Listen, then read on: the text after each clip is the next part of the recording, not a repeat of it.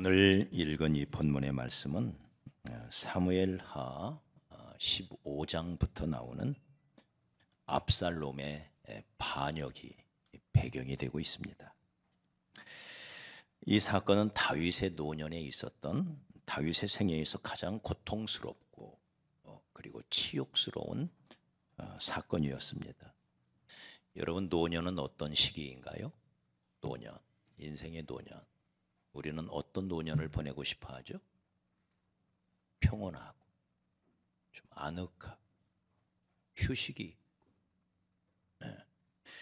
평안해야 할 시기가 노년입니다.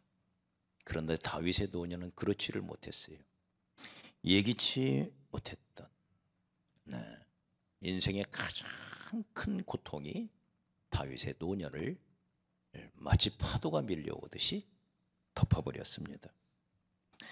그래서 3절에서는 고통이라 또 핍박이라는 단어를 쓰고 그것이 내 생명을, 내 인생을 엎어버렸다고 말합니다. 엎어버렸다. 여러분, 가장 사랑했던 아들로부터의 반역, 그 사랑했던 아들이 모든 군대를 이끌고 아버지를 죽이겠다고 쫓아오고 있는 이 상황, 얼마나 기가 막혀요? 맨발로 머리를 풀어 헤치고 눈물을 흘리며 따르는 몇몇 신하들과 군인들과 함께 기드론 시내를 건너 감람산을 넘어서 도망을 치고 있는 이 다윗, 얼마나 기가 막혀, 얼마나 수치스러워요. 자기 몸에서 태어난 아들놈이, 그렇게 사랑했던 아들놈이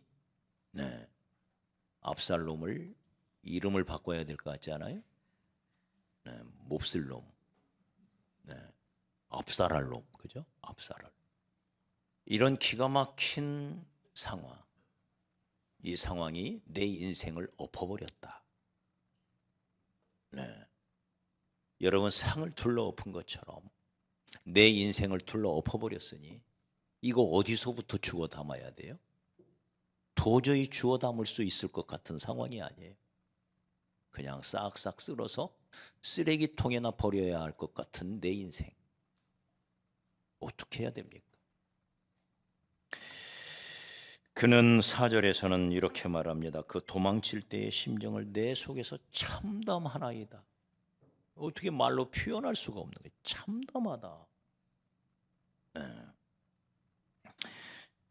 7절에서는 죽을 것 같은 두려움이, 3절 마지막에는 나를 암흑 속에 가두었다. 캄캄한 암흑 속에 던져져 있는 것처럼 그 어떤 길도 보이지 않고 한 줄기 빛만 있어도 살아남을 수 있잖아. 그 암흑 속에 던져져 있는 것처럼 죽을 것 같은 두려움이 밀려오는 거예요. 내 인생 끝났다. 사랑하는 여러분, 이런 상황 속에 때로는 우리도 처해질 수가 있다는 거예요. 다윗만큼은 아니라도 우리도 인생길을 살아가다 보면 가정에서, 일터에서, 직장에서, 사업장에서 길이 안 보이, 어떻게 해볼 수가 없다, 이런 참담한 상황. 여러분, 이런 때 우리의 믿음의 사람들은 어떻게 해야 할까요? 12절에 다윗은 이렇게 말합니다. 나는 주의 종입니다. 나는 주의 종입니다. 나는 세상 사람과 다릅니다. 세상 사람과 다른 하나님의 사람들은 이런 상황에서 어떻게 해야 할까? 유대인은 회당에 들어가면 3가지 기도를 드린다고 합니다. 첫째는 뒤를 돌아보며 기도한대요. 그리고는 위를 향하여 기도한대요. 그리고 앞을 바라보며 기도한대요. 따라합시다. 뒤를 바라보라. 뒤를 돌아보라. 위를 바라보라. 앞을 바라보라. 신명기의 말씀도 묵상하다 보면 신명기도 이 3가지 패턴으로 구성되어 있는 걸 보게 됩니다. 오늘 말씀도 그래. 첫째는 뒤를 바라보라. 이 기가 막힌 상황, 네, 기가 막힐 웅덩이와 수렁에 빠져 있는 그런 복잡다단한 상황 속에서 다윗은 세 가지 기도를 드려요. 첫째는 뒤를 바라보라. 우리 5절 말씀 같이 한번 읽어요. 5절. 자, 시작. 내가 옛날을 기억하고 주의 모든 행하신 것을 읊조리며 주의 손이 행하는 일을 생각하고. 네, 이 참담한 상황 속에서 잠시 걸음을 멈추고는 지금까지 살아온 뒤를 돌아보는 거예요. 내 인생의 뒤를 돌아보는 거예요. 그랬더니 아련히 떠오르는 것들이 있습니다. 들에서 어린 양을 키울 때 사자와 곰이 어린 양을 빼앗아 가려올 때 사자에게 달려들어 사자의 입을 찢어버리고 곰을 쓰러뜨리며 거기서 어린 양을 구해냈던 생각이 떠올라. 17살 먹어서 어린 다윗이 골리앗 앞에 섰을 때 수많은 사람들이 벌벌 떨고 있던 그 상황 속에서 하나님을 의지하고 그 골리앗을 쓰러뜨렸던 추억이 아련히 스쳐 지나갑니다. 그리고는 골리앗보다도 사자나 곰보다도 훨씬 더 무섭고 집요하고 악랄했던 사울의 12번이나 되는 피신, 사울 다윗의 피신을 살펴보면 그게 12번입니다. 12. 도망가고 또 도망가고 도망가면서 그는 노래하기를 나와 사망의 사이는 한 걸음뿐입니다. 네? 까딱하면 죽을 수밖에 없는 그런 상황을 12번이나 헤쳐 지나갔던. 네. 그러면서도 그런 숱한 고난과 역경 속에서도 하나님이 지켜주셨고 인도하사 나를 여기까지 인도하신 하나님이 떠오르는 거예요. 그러면서 그는 고백하죠. 이 모든 것이 하나님의 은혜였다. 할렐루야. 기가 막힌 웅덩이와 수렁에서 건져주시사 나를 여기까지 인도하신 에베네셀의 하나님을 생각하니 너무 감사하고 그 하나님의 은혜 속에 젖어 있는 다윗을 발견하게 됩니다. 여러분, 믿음의 사람도 넘어질 수 있습니다. 믿음의 사람이라고 안 넘어지는 게 아니에요. 믿음의 사람 베드로도 풍랑이는 바다에 빠진 적이 있잖아요. 기가 막힐 웅덩이와 수렁 속에 빠지는 경우가 있습니다. 믿음의 사람 요셉도 깊은 웅덩이에 던져지고 나중에는 지하 감옥 깊은 곳에 던져지고. 그러므로 여러분, 우리의 삶 속에 고난이 찾아올 때 낙심하지 마십시오. 그리고 누군가의 삶 속에 찾아온 고난을 바라보면서 비웃지 마십시오. 그럼 그렇지, 네, 그럴 줄 알았다, 잘코뱅. 비웃지 마십시오. 욥이 죄가 있어서 고난을 당했나요? 그는 그의 행위가 완전했다고 했습니다. 그럼에도 불구하고 하나님은 그에게 고난을 주세요. 그리고 그 모든 고난이 변하여 결국에는 하나님의 영광이 더 크게 나타나는 걸 우리는 보게 됩니다. 할렐루야. 네. 의인도 넘어질 수 있습니다. 그것도 자주 넘어질 수 있습니다. 잠언 24장 16절에는 대저 의인은 7번 넘어지려니와. 의인도 넘어지는 게 이게 다반사예요. 다반사. 7번 넘어지려니와. 그러나 다시 일어나려니와. 할렐루야. 우리는 넘어질 수 있지만 영원히 자빠지지는 않아요. 엎드러지지는 않아요. 다시 일어나는 거예요.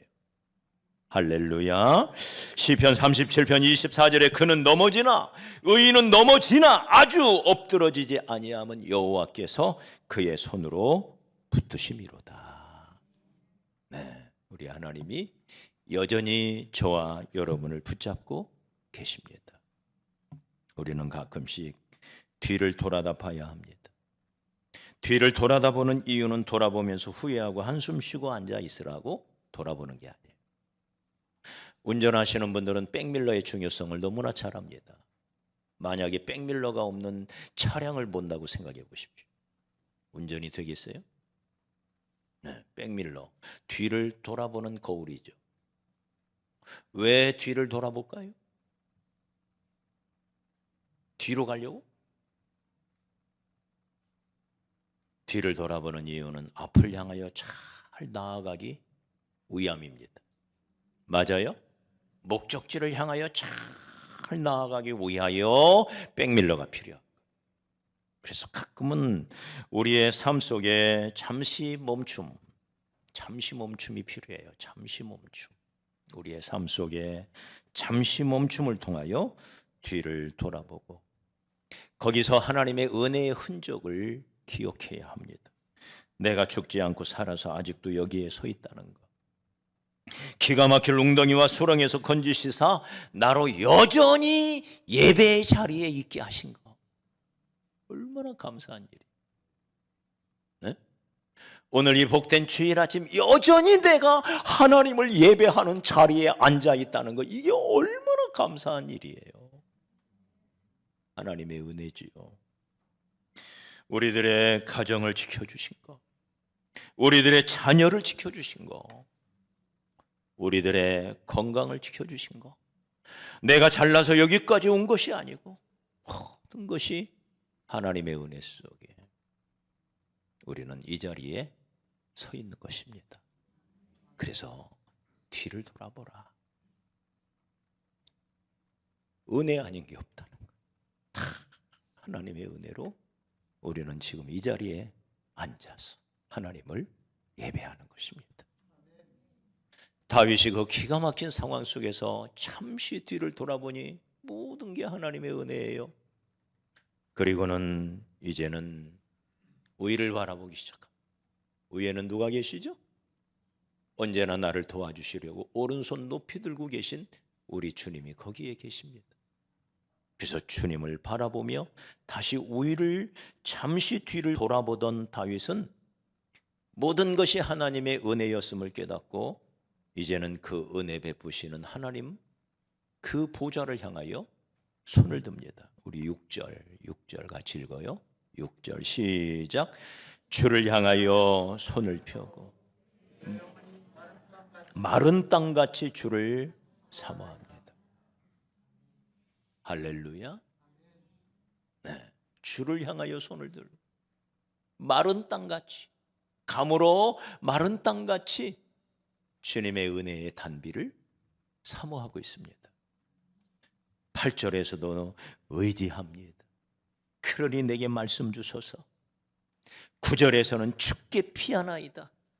놀이터의 아이가 놀다가 개가 소리 지르며 다가오면, 개가 짖으며 달려오면 엄마 하고 엄마 품속에 숨어 기어 들어가는 거죠.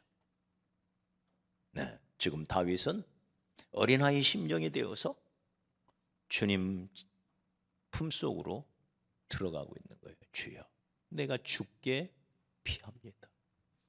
주님은 나의 피난처가 되십니다. 믿습니까? 언제라도 나를 받아주신 넉넉한 품으로 기다리시는 저 고향의 아버지, 어머니의 품처럼 언제나 나를 품어주실 수 있는 분이 나의 주님, 우리 하나님의 품인 줄 믿습니다. 내가 주께 피하나이다. 1절에서도 보면 내가 기도하고 간구합니다. 7절에서도 응답하소서. 9절에서는 건지소서. 이 기가 막힐 웅덩이와 수렁에서 늪에 빠져 있는 사람이 스스로는 나올 수가 없어요. 나오려고 발버둥을 치면 칠수록 더 깊이 빠져들어가는 게 늪이잖아요. 그 늪에 빠져 있는 사람이 손을 내밀어 주님께 주여 나를 건지소서.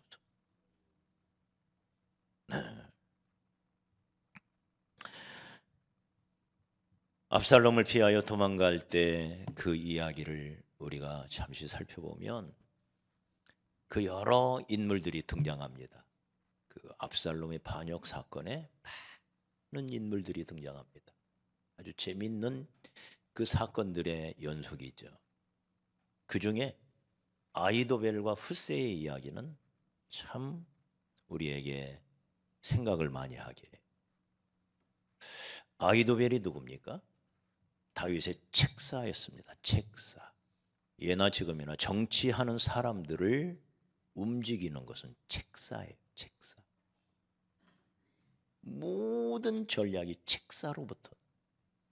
이 책사를 누구를 두느냐, 이것이 정권을 좌지우지할 만큼 중요하다는 것입니다. 다윗의 책사가 누구였냐? 아히도벨이었습니다. 아히도벨. 근데 이 아히도벨이 얼마나 지혜로운 사람이었는지 사무엘하 16장 23절에 보면, 그때에 아히도벨이 베푸는 계략은 사람이 하나님께 물어서 받은 말씀과 같은 것이라. 거의 인간의 수준을 뛰어넘는 신적 권위를 가지고 있었던 게 아히도벨이었어요. 아히도벨의 모든 계략은 다윗에게나 압살롬에게나 그와 같이 여겨졌더라. 자, 맨발로 머리 풀어 헤치고 도망을 치고 있는 다윗에게 누가 와서 이야기해요? 지금 압살롬에게 아히도벨이 함께하고 있습니다. 아하, 이 모든 계략이 아히도벨로부터 나온 거구나. 다윗이 그때 깨달아요. 아히도벨, 너 때문이었구나. 네. 그 이야기를 듣자마자 15장에 보면 다윗이 주여, 압살롬의 모략을 어리석게 하옵소서. 이걸 우리는 순간 기도라고 해요. 순간 기도. 네? 그 기가 막힌 책사 아히도벨이 세상에 압살롬에게 붙다. 기가 막힌 상황이죠. 아히도벨의 그 지략은 누구도 당해낼 수가 없는데, 그러나 그 지략도 하나님이 주시는 거예요. 그래서 하나님을 의지합니다. 하나님이요. 아히도벨의 모든 모략을, 모든 지략을 어리석게 하옵소서. 파여 주시옵소서. 그렇게 기도하고 났는데 훗세라는 사람이 찾아와요. 다윗의 오랜 친구 아렉 사람 훗세가 다윗 앞에 찾아와서 주여, 왕이시여, 나도 왕과 함께 떠나겠나이다. 모든 세상의 인심이 다 압살롬에게 기울었는데 아렉 사람 훗세가, 그 오랜 친구, 다윗의 오랜 친구가 나는 끝까지 다윗과 함께 하겠노라. 다윗과 함께 죽는 자리까지도 기꺼이 가겠노라. 정말 좋은 친구죠? 여러분에게도 이런 좋은 친구가 있기를 축복합니다. 그러자 다윗이 훗세야, 너는 나를 따라오지 말아라. 너는 압살롬에게로 가라. 네? 너는 가서 아히도벨의 계략을 파해라. 그게 네 임무다. 그래서 간첩처럼 소위 위장 전입을 훗세를 압살롬 옆으로 보내요. 이 다윗의 지혜지요. 그래서 훗세가 가니 이 압살롬이 믿을 수가 없잖아요. 그 오랜 친구, 자기 아버지의 둘도 없는 친구가 나를 도와주러 왔다. 믿을 수가 없는 거예요. 훗세야, 너는 내 아버지의 오랜 친구 아니더냐. 그때 훗세가 말합니다. 맞습니다. 내가 당신의 아버지를 섬겼다면 이제는 그 아버지가 사랑하는 아들 압살롬 당신을 섬기는 것이 마땅하지 않습니까? 말이 돼요, 안 돼요? 말이 되죠? 내가 아버지를 섬겼으니 그 아버지의 아들도 섬기는 것이 마땅하지 않습니까? 그러자 압살롬이 훗세를 믿어요. 그리고는 드디어 훗세와 아히도벨 사이에 치열한 한판 승부가 벌어져요. 지략 대결, 둘 사이. 그 안에서 누가 이겼을까요? 훗세가 이겨. 아히도벨이 낸 계략이 파해져요. 그러자 아히도벨이 자기가 낸 계략이 이루어지지 않는 것을 보는 순간 그는 모든 짐을 싸고 고향으로 돌아가 짐을 가정을 정리하고 스스로 목매달아 죽는 풍은아의 모습을 보여줍니다. 누가 하셨습니까? 하나님이 하셨습니다. 우리 옆 사람 축복합니다. 하나님이 하시면 된다. 다시 한번 크게 선포합시다. 하나님이 하시면 된다. 기가 막힌 상황, 어떻게 해볼 수 없는 상황, 네? 암흑 속에 던져져 있는 것과 같은 참담한 상황, 거기서 헤어나오려고 발버둥을 치면 칠수록 더 깊이 빠져들어가는 이 기가 막힌 상황 속에서 하나님이 하시니까 되는 거예요. 다시 한번 옆 사람과 축복에 하나님이 하시면 됩니다. 하나님이 하시면 됩니다. 이게 위를 바라보는 이유예요. 야고보 사도는 이렇게 말합니다. 온갖 좋은 은사와 온전한 선물이 다 위로부터 빛들의 아버지께로서 내려오라는. 믿습니까? 모든 좋은 것이, 온전한 선물이 다 위로부터 내려온대요. 빛들의 아버지께로서 내려온대요. 하나님만이 우리에게 좋은 선물을, 참된 선물을, 온전한 선물을 주실 수가 있는 것입니다. 그래서 우리가 주를 바라보는 거예요. 그래서 위를 바라봐야 돼요.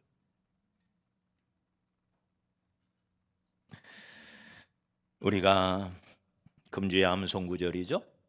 8절. 이 8절은 우리 마음에 깊이 새겨야 됩니다. 8절 말씀 같이 읽어요. 시작. 아침에 나로 하여금 주의 인자한 말씀을 듣게 하소서.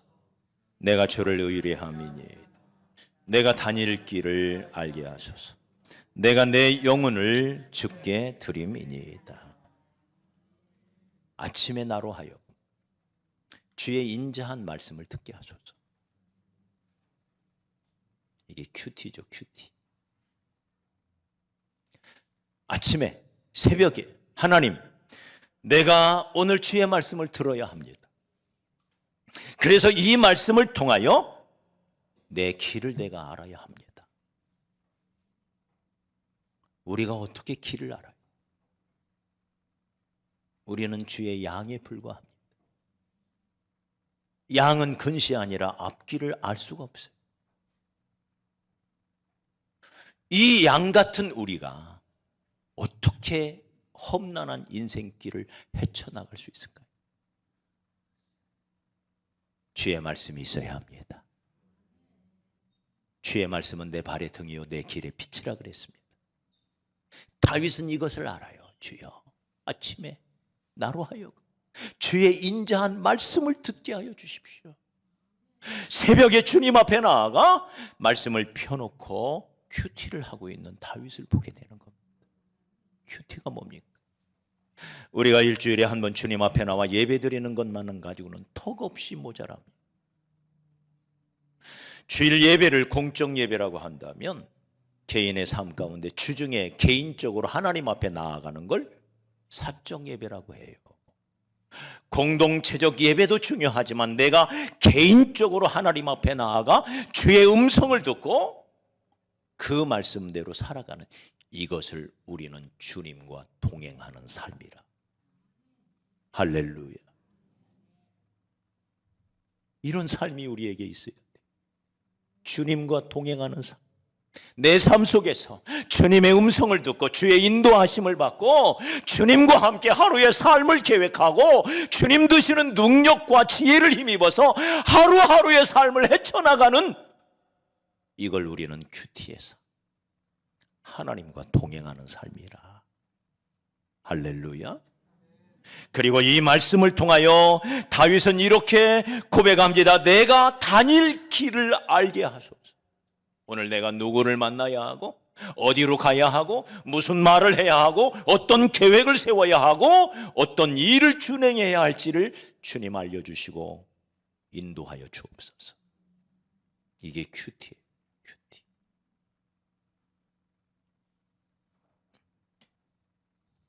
그래서 일찍이 모세도 그들에게 율례와 법도를 가르쳐서 마땅히 갈 길과 할 일을 그들에게 보이시고 한 치 앞도 모르는 우리 인생들에게 마땅히 가야 할 길, 마땅히 해야 할 일을 말씀을 통하여 보여달라. 여러분의 삶에 큐티의 성공이 있기를 주의 이름으로 다시 한번 축복합니다. 큐티 없이 주님과 동행하는 삶은 불가능해요. 주일에 한 번 드리는 이 예배가 소중한 건 사실이지만 이것 가지고는 턱없이 모자랍니다. 무늬만 크리스천, 껍질만, 껍데기만, 모양만 크리스천의 삶으로 끝나는 경우가 너무 많습니다. 여러분의 삶에 주님과의 동행이 있기를 다시 한번 축복합니다. 말씀을 펴시고 단 한 장이라도 말씀을 읽으며 주의 음성을 듣고 그 음성에 따라 내 갈 길, 내 할 일을 찾아 행하는 그런 우리가 되어야 할 줄 믿습니다. 이게 위를 바라보는 이유예요. 주님을 바라보는 이유, 주의 말씀을 펴는 이유예요. 주님 앞에 간구하며 기도하는 이유예요. 갈 길과 할 일을 알기 위하여. 자, 이제 위를 바라보다가 위만 바라보고 있으면 될까요? 기도만 하면 될까요? 기도만 하면 하나님이 알아서 다 해주십니까? 다윗은 주님을 바라보다가 주께로부터 쏟아져 내려오는 은혜를 힘입고는 그 은혜에 힘입어 벌떡 일어나서 다시 일어나 가야 할 길을 바라봅니다. 이게 앞을 보는 거예요. 다시 일어나 가야 할 길이 있어요. 아직도 우리에게 가야 할 길이 있어요. 그 길로 가야지요. 맞아요? 자, 우리 10절을 읽어봐요. 10절 시작. 주는 나의 하나님이시니 나를 가르쳐 이제는 뭐를? 주의 뜻을 행하게 하소서. 무언가 행동으로 옮기기 위하여. 근데 그게 무엇이냐? 주의 뜻을 행하게 하소서. 그 다음에 시작. 주의 영은 선하시니 주여 성령이여 나를 공평한 땅으로 진리의 땅으로 인도하여 주옵소서. 내가 그 땅을 향하여 다시 출발하기 원합니다. 그 말이에요. 앞을 바라보는 거죠. 가야 할 길을 찾아 나서는 거죠. 우리 주님은 위에만 계시지 않고 앞에 계십니다. 앞에. 선한 목자는 양들을 몰아내놓고 뒤에서 몰고 가는 게 아니라 양들 앞에서 이끌어 가시는 분이 선한 목자이십니다. 이 사실을 아는 다윗은 사도행전 2장 25절에서 이렇게 말합니다. 다윗이 그를 가리켜 이르되 내가 항상 내 앞에 계신 주를 배웠으며. 주님은 어디에 계시다고요? 항상 내 앞에 계시다고요. 왜 앞에 계실까요? 나를 인도하시려고. 할렐루야. 그래서 앞에 계신 거예요. 우리 앞에서 미래를 열어가시고 미래를 향하여 내일을 향하여 가시는 주님. 그래서 앞을 향해 내가 이제 할 수 있는 걸 다시 찾아 나서야 됩니다. 사도 바울도 이렇게 고백합니다. 빌립보서 3장 13절로 14절에 형제들아 나는 아직 내가 잡은 줄로 여기지 아니하고 오직 한 일 즉 뒤에 있는 것은 잊어버리고 앞에 있는 것을 잡으려. 이미 지났어요. 뒤의 것은. 뒤를 돌아보며 하나님의 은혜를 알았다면 이제는 앞을 봐야 돼요. 뒤를 바라보고 한탄하고 한숨만 쉬고 있을 일이 아니에요. 다시 앞을 바라봐야 돼요. 네. 나는 앞에 있는 것을 잡으려고 뒤에 있는 것은 잊어버리고 표대를 향하여 앞에 있는 표대를 향하여 나는 달려가도록. 사도 바울의 고백인 것입니다. 사랑하는 여러분, 우리에게 할 수 있는 일이 무엇일까요? 네. 지금 다윗의 경우 할 수 있는 일이 뭐가 있을까요? 요? 암흑 속에 던져져 있는 상황 속에 요? 요? 요? 요? 요? 요? 요? 요? 요? 요? 요? 요? 요? 요? 요? 요? 요? 요? 요? 요? 참담한 상황 속에서 모든 백성들의 인심은 압살롬에게 기울고 대부분의 군인들은 압살롬에게 붙었는데 몇 안 되는 백성과 몇 안 되는 이 군인들을 데리고 내가 할 수 있는 게 뭘까? 너무 제한적이죠. 그러나 주님을 의지하여 내가 할 수 있는 작은 일을 찾는 것입니다. 거기서 주님의 역사는 다시 시작이 돼요. 많은 사람들이 시작을 못해요. 망설이다. 어떤 사람이 죽으면서 자기 묘비명에 이렇게 썼다고 하지. 우물쭈물하다가 이럴 줄 알았다. 얼마나 세월이 빨리 가는지 몰라. 결단은 빠를수록 좋습니다. 오늘이 내 인생의 가장 젊은 날입니다. 오늘보다 더 젊은 날은 우리 생에 앞으로 없습니다. 맞아요? 맞아요, 틀려요? 오늘이 가장 젊은 날이에요. 그래서 오늘이라 일컫는 동안 우리는 일어나야 돼요. 내 나이가 벌써 60인데 70인데 80인데 김영석 교수는 지금 104세더라고요. 1920년생. 그가 100세를 넘어 살아가면서 자기 인생을 돌아보면서 하는 이야기가 내 인생의 전성기가 언제였는가를 살펴보니 70대였더라. 70대. 우리 중에 30, 40대, 50, 60대는 아직 전성기 오려면 멀었어요. 그때를 위하여 준비하고 공부하고 이제 60대 이제 전성기가 막 시작되려고 하는 시점에 있어요. 늦은 법은 없습니다. 언제나 늦은 법은 없습니다. 한창 전성기를 보내는 분이 우리 중에 계시고요. 80대 이제 막 전성기가 지난 거야. 아직 짱짱한 거요. 막 지났으니까 아직 짱짱한.